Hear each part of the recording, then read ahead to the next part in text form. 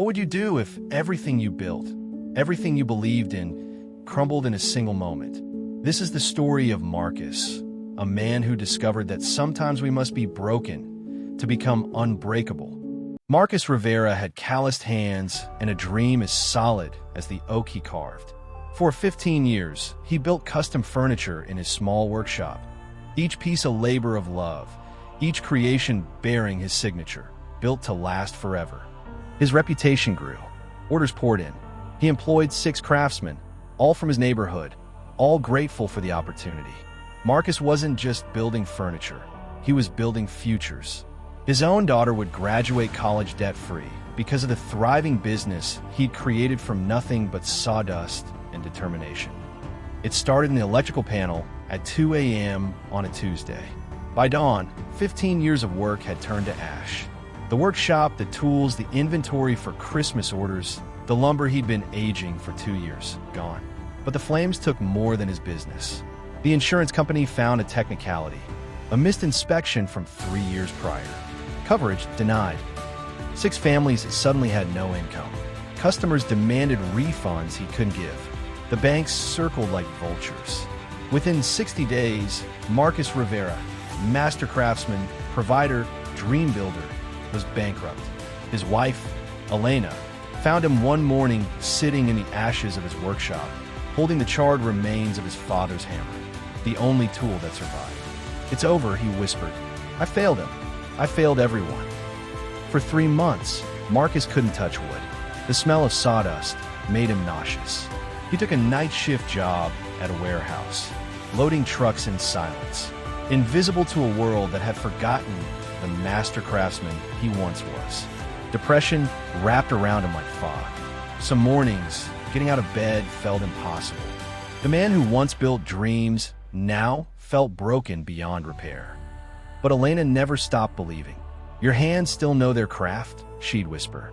"Your heart still holds your father's promise. This isn't your ending, Marcus. This is your beginning." The turning point came in the form of an 8-year-old girl named Sophie. She knocked on Marcus's door one Saturday, holding a broken jewelry box, her grandmother's last gift. "My mom says you fix things," she said with the faith only children possess.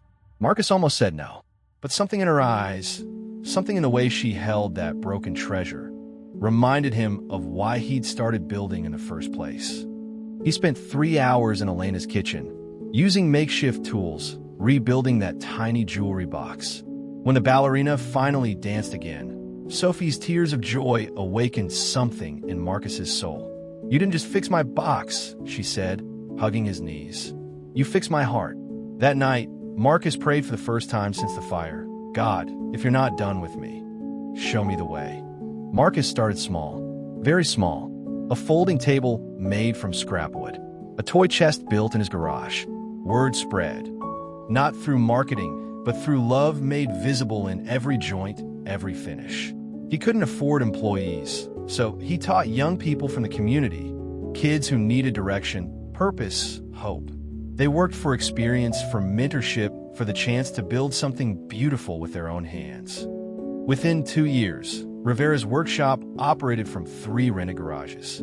The quality was better than ever because Marcus now built with something money can't buy: gratitude for second chances. His daughter graduated debt-free after all, not from his original success, but from scholarships she earned inspired by her father's resilience.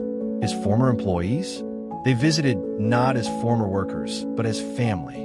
And that charred hammer from his father? Marcus had it restored and mounted above his new workshop entrance with a new inscription: "Rebuilt to last forever." 5 years after the fire, Marcus Rivera stood in his new workshop, bigger than the original, filled with the laughter of young apprentices, surrounded by furniture that bore a new signature: rebuilt with purpose. The fire hadn't destroyed his dream, it had refined it. Because sometimes God doesn't rescue us from the flames. He meets us in the ashes and shows us that what we thought was our ending was actually our beginning. Your setback is not your comeback, it's your setup. What feels like failure today might be the foundation for your greatest victory tomorrow. The question isn't whether you'll face the fire, it's who you'll choose to become in the ashes. Remember, you're not built to break. You're built to be rebuilt. Stronger, wiser, more beautiful than before. What will you create from your ashes? If this story touched your heart, share it with someone who needs to hear it today.